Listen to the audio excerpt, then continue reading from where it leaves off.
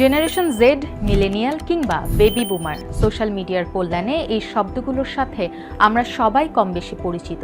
কিন্তু আপনি কি কখনো স্যান্ডউইচ প্রজন্ম বা স্যান্ডউইচ জেনারেশন শব্দটা শুনেছেন? শুনতে খুব মুখরোচক খাবারের মতো মনে হলেও এই প্রজন্মের ভেতরের গল্পটা আসলে মানসিক যন্ত্রণার এক অন্তহীন লড়াইয়ের।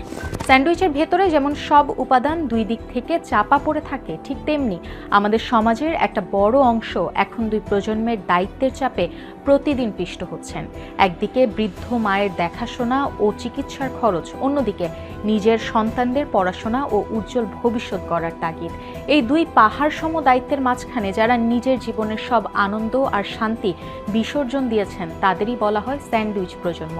আজকের এক্সপ্লেনারে আমরা মিলিয়ে নেব আপনিও কি অজান্তেই এই চক্রের শিকার হচ্ছেন কিনা।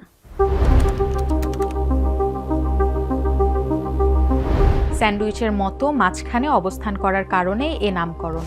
সহজভাবে বললে তারা ঠিক স্যান্ডউইচের মাঝের অংশের মতো দুই দিকের দায়িত্বের মধ্যে থাকেন। একদিকে বয়স্ক বাবা মায়ের চিকিৎসা ও দেখাশোনা, অন্যদিকে সন্তানদের শিক্ষা, লালন পালন ও ভবিষ্যৎ গড়ার দায়িত্ব। ফলে দুই প্রজন্মের চাহিদা সামলাতে গিয়ে তারা প্রায়ই চাপে পড়ে যান। সমাজবিজ্ঞানীদের মতে সাধারণত ৩৫ থেকে ৫৫ বছর বয়সীরা এই শ্রেণীর অন্তর্ভুক্ত। তবে বর্তমানে তাদের অনেক কম বয়সীরাও এই দায়িত্ব পালন করছেন।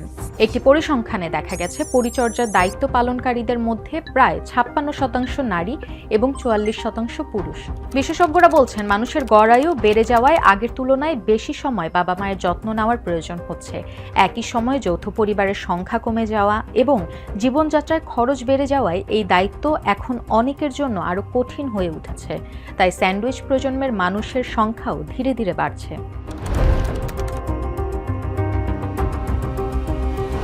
দ্য গার্ডিয়ানের এক প্রতিবেদনে বলা হয়েছে ২০৩০ সালের মধ্যে যুক্তরাষ্ট্রে ৬৫ বছর বা তার বেশি বয়সী মানুষের সংখ্যা ৭,৩০,০০,০০০-এ পৌঁছাতে পারে। বাংলাদেশে এখনও স্যান্ডউইচ প্রজন্ম নিয়ে খুব বেশি আলোচনা না হলেও বিশেষজ্ঞরা মনে করছেন ভবিষ্যতে এই ধরনের মানুষের সংখ্যা বাড়বে। কারণ মানুষের গড় আয়ু বাড়ছে, জীবনযাত্রার খরচ বৃদ্ধি পাচ্ছে এবং যৌথ পরিবারের পরিবর্তে ছোট পরিবারে বসবাসের প্রবণতা বাড়ছে। একই সঙ্গে অনেক বয়স্ক মানুষ অবসরের পর দীর্ঘমেয়াদী পরিচর্যার খরচ বহন করতে পারছেন না। ফলে বাবা মা বা সন্তান দুই প্রজন্মের দায়িত্ব একসঙ্গে সামলানোর চাপ আরো বেশি মানুষের কাঁধে এসে পড়বে।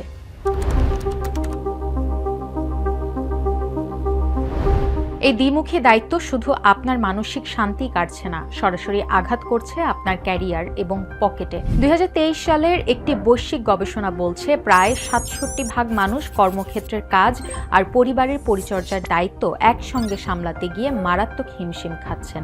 এর প্রভাব কতটা ভয়াবহ জানেন? চাপের মুখে পড়ে প্রায় ২৭% ফুল টাইম কর্মজীবী বাধ্য হয়ে পার্ট টাইম জবে শিফট করছেন। ১৬% মানুষ কর্মক্ষেত্রে পদোন্নতি বা প্রমোশন নিতে অস্বীকৃতি জানিয়েছেন। কারণ তারা জানেন প্রমোশন মানে বাড়তি কাজের চাপ, যা নিলে তারা পরিবারকে সময় দিতে পারবেন না। এমনকি ১৬% মানুষ কিছু সময়ের জন্য চাকরি ছেড়ে দিতে বাধ্য হয়েছেন। ক্যারিয়ারের এই স্যাক্রিফাইস বাৎসরিক পরিবারের আয় এক ধাক্কায় কমিয়ে দেয়। অথচ ঠিক একই সময় বাবা মায়ের বার্ধক্যজনিত মেডিকেল বিল এবং বাচ্চার স্কুলের ফি প্রতি মাসে বেড়েই চলছে।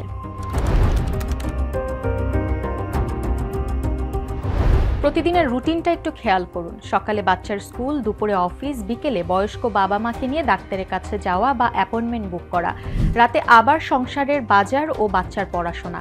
এই যে দিনরাত ২৪ ঘন্টা নাভিশ্বাস দশা, এখান থেকেই জন্ম নেয় কেয়ার গিভার বার্নআউট। এর মানে হলো শারীরিক, মানসিক ও আবেগগতভাবে চরম নিঃশেষ হয়ে যাওয়া। এই দীর্ঘস্থায়ী অবসাদ আপনার অজান্তেই আপনাকে ঠেলে দিচ্ছে তীব্র বিষণ্ণতা, প্যানিক অ্যাটাক এবং উদ্বেগের দিকে।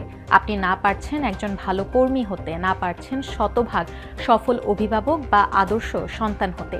এই নেতিবাচক চক্র পুরো পরিবারের সুখ কেড়ে নেয়।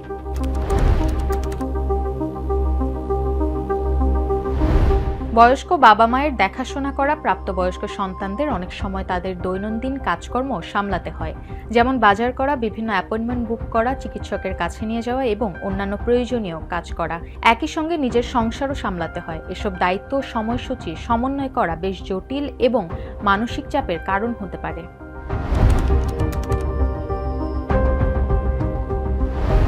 তাহলে এই স্যান্ডউইচ অবস্থা থেকে মুক্তির উপায় কি? দায়িত্ব তো আর এড়িয়ে যাওয়া সম্ভব নয়। তবে বিশেষজ্ঞরা বলছেন কিছু লাইফ হ্যাক ও স্মার্ট প্ল্যানিং এই বিশৃঙ্খলা কমিয়ে আনতে পারে।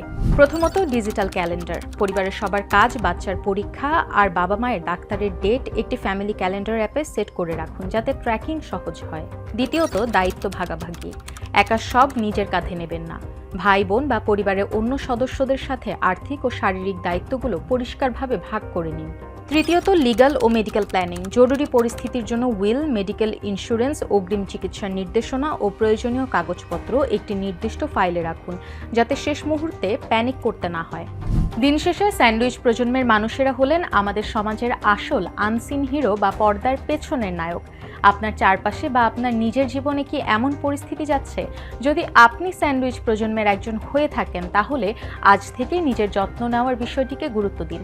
মনে রাখবেন, নিজের যত্ন নেওয়া পরিবারের যত্ন নেওয়ারই একটি গুরুত্বপূর্ণ অংশ।